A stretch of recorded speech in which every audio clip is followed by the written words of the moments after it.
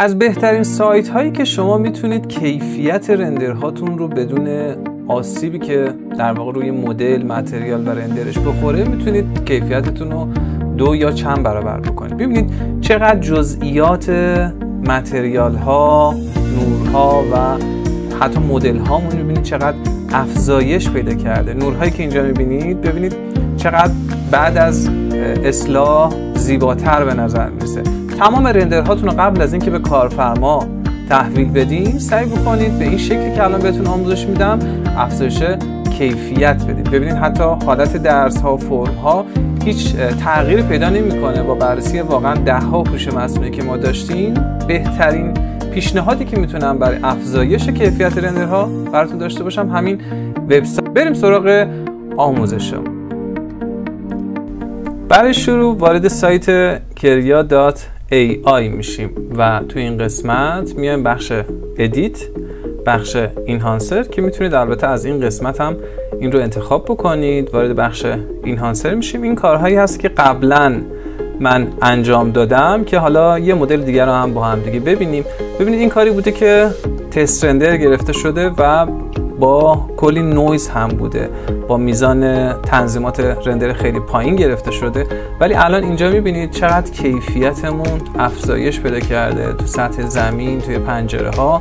و یه مزیت خیلی خوبی که این وبسایت داره اینی که هیچ آسیبی همونطور که عرض کردم خدمتتون به صحنمون نمیزنه و برای پروژه های اجرایی عالیه. یعنی نمیاد در واقع تغییرات خیلی زیادی روی مدلتون، متریال و رندرتون اعمال بکنه و صرفاً در واقع واقعیت بیشتری رو توی رندرهاتون ایجاد میکنه که البته تنظیمات رو عرض میکنم خدمتتون که بهتر بتونیم اینها رو کنترل بکنید. برای شروع کافی روی مثبت کلیک بکنم و تو این قسمت بخش آپلود رو انتخاب میکنیم و مثلا من این تصویر رو، این رندری که من قبلا گرفتم رو میخوام بیام اصلاح بکنیمش.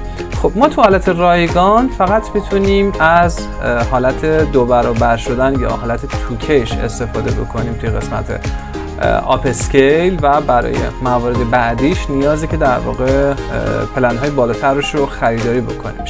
یه موضوع خیلی مهمم که هست، خیلی از اوقات زمانی که میخواین وارد بشید میگه که شما نمیتونید به صورت رایگان استفاده بکنید و حتما باید اشتراک تهیه بکنید.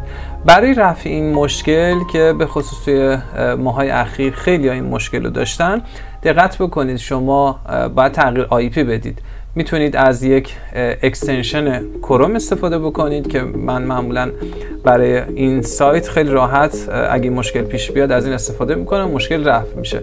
لوکیشنتون رو بذارید توی آمریکا و زمانی که در واقع با این لوکیشن وارد میشید دوباره خارج بشین و وارد بشین مشکلتون کاملا رفع میشه و میتونید به صورت کاملا رایگان، البته محدودیت داریم، مثلا بین 5 تا 10 تا در طول روز بیشتر نمیشه عکس رو ادیت کرد، ولی خب همین تعداد نسبتا قابل توجهیه و بدون هیچ مشکلی میتونیم تمام امکانات بخش 2Xش رو توی کارمون استفاده بکنید. و همونطور که عرض کردم خدمتتون برای موارد بعدی شما نیاز دارید که ماهانه حداقل $10 رو پرداخت بکنید. خب من این در واقع تصویری که الان شما دارید مشاهده میکنید رو از قبل برای اینکه زمان نگیره انجام دادم. بریم ببینیم که در واقع به چه شکلی با همین دیفالت خودش من این کار رو انجام دادم، دقیقاً با تنظیمات پیش‌فرض خودش و فقط روی اینهانس کلیک میکنم، هیچ تغییری روی تنظیماتش ندادم.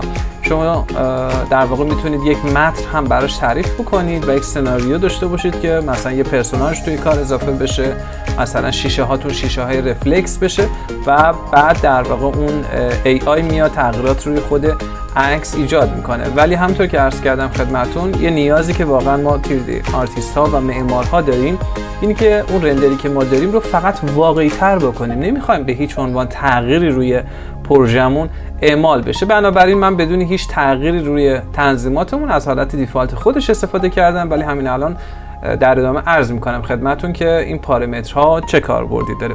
خب ما بریم سراغ اون تصویری که بعد از در واقع اینهانس شدن اتفاق میفته. خب ببینید تغییراتی که توی کارم ایجاد شد. خب رندرمون یه مقداری محو بود، جزئیات چمنمون، نورهامون میبینید که چقدر اینجا افزایش پیدا کرده و پنجره ها، فضاسازی های داخلی که در واقع توی کارمون داشتیم خیلی واقعی تر اعمال شده که فوق العاده است. خب بریم سراغ این که چه تغییراتی توی تنظیماتمون باید اعمال بکنیم و خودش در واقع یک پرامپت هم اینجا میبینید که در واقع اومده ساخته و همونطور که عرض کردم خودتون میتونید هر تغییراتی که مورد نظرتون هست تو پرامپت اعمال بکنید. بریم سراغ این که این تنظیمات رو یکی یکی خدمتتون معرفی بکنیم.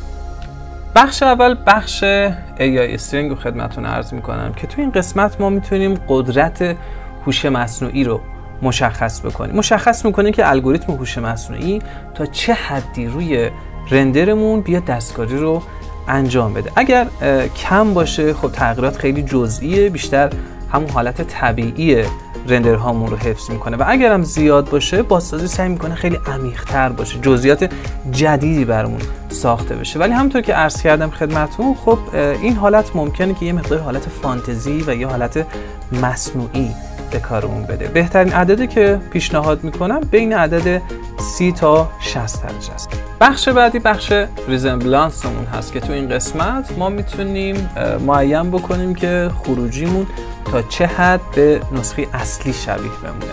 خب شباهت بیشتر تغییرات کمتر داره. اگر ما در واقع این قسمت رو ببریمش بالا خیلی شباهت بیشتری پیدا میکنه به اون رندرمون و تغییراتش هم خیلی کمتر خواهد بود. بخش بعدیمون بخش کلاریتی هست. تو این قسمت ما میتونیم شفافیت کلی تصویر و وضوح اجساممون رو بیایم کنترل بکنیم. اگر این بخش رو زیاد بکنیم همه چیز شفاف و با کنتراست بیشتر میشه. برای عکسایی که تار هستن هم این قسمت خیلی میتونه مفید بشه. خب تو این قسمت هم که میتونیم پریست های مختلفی توی کارهامون استفاده بکنیم که خودش یه سری پیشنهاداتی داره و قسمت مچ کالر هم کاری که انجام میده در واقع میاد تلاش میکنه که رنگ های خروجی نزدیک به رنگ اصلی تصویر بمونه. اگه ما این قسمت رو فعالش بکنیم رنگ ها خیلی طبیعی تر و نزدیک تر به نسخه های اصلی هستن و اگر کم باشه AI خب آزادی خیلی بیشتری پیدا میکنه تو تغییر پلت های رنگی، گاهی شبیه روتوش هنری هم میشه. وقتی میخوای به خصوص مثلا پرسوناژ ها یا کاراکتر هایی که در واقع توش انسان هستن رنگ پوست ها رو واقعی تر نشون بدید بهتره که روشن باشه. خب این هم از قسمت های مختلفی که داشتیم. من فقط حالا میام این آیتم ها رو تغییر میدم. میخوام هوش مصنوعی ببرمش روی عدد 90 و این هم که یه مقدار کمترش میکنم طبق اون مطالبی که عرض کردم خدمتون. ببینیم با این تغییراتی که من الان انجام دادم چه اتفاقی روی تصویرمون رخ میده. تصویر جدیدمون ساخته شد. حالا میبینید که چقدر صحنمون واقعی تر شده و هم فضاسازی های داخل کاملا طبق حالت واقعی خودش اینجا داره دیده میشه و خیلی در واقع تفاوت‌های زیادی توی متریال ها داریم میبینیم. اینجا توی کارمون دست AI بازتر بوده. ما با این تنظیماتی که اعمال کردیم تونستیم دستشو باز بذاریم و دقیقاً طبق حالتهای واقعی بیاد این رو جذابتر بکنه. اما زمانی که ما این قسمت رو کمتر میکنیم میگیم که نمیخوایم خیلی خلاقیت به خرج بدی تغییرات رو اعمال بکنیم، میخوام همون چیزی که هست رو واقعی تر بکنی. این دیگه بستگی به شما داره. اگر میخواین تغییرات رو خیلی زیاد اعمال بکنید و خیلی کار نکردید و پروژهاتون میخواین از خلاقیت هوش مصنوعی توی کارهاتون استفاده بکنید، خب این قسمت رو افزایش و این قسمت رو کاهش بدید. در این صورت اگر میخواید همه اون در واقع تغییراتی که تو کارتون داشتید پروژه اجرایی بمونه و خیلی تغییرات زیادی اعمال نشه مثلا روی متریال هاتون و موارد دیگه، خب اینجا ما باید حتما این قسمت رو کمترش بکنیم. عدد بین 30 تا 40 میتونه اون در واقع جزئیاتی که توی صحنه‌تون دارید رو کاملا حفظ بکنه و سایت فوق‌العاده خیلی خوبی هست. به نظر من حتما ازش استفاده بکنید و قبل از اینکه پروژه‌هاتون به کارفرما ارائه بدید سعی بکنید تصویر جذابتری بهش بدید. امیدوارم که این آموزش براتون مناسب باشه. بخش کریا خیلی در واقع تو سایت کریا امکانات زیادی دارین برای انیمیشن، برای در واقع عکس ها و برای کارهای معماری خیلی کمک میکنه که اگه علاقه‌مند باشید باز هم از این آموزش ها برای شما آماده میکنم. موفق باشید. خدا نگهدارتون باشه.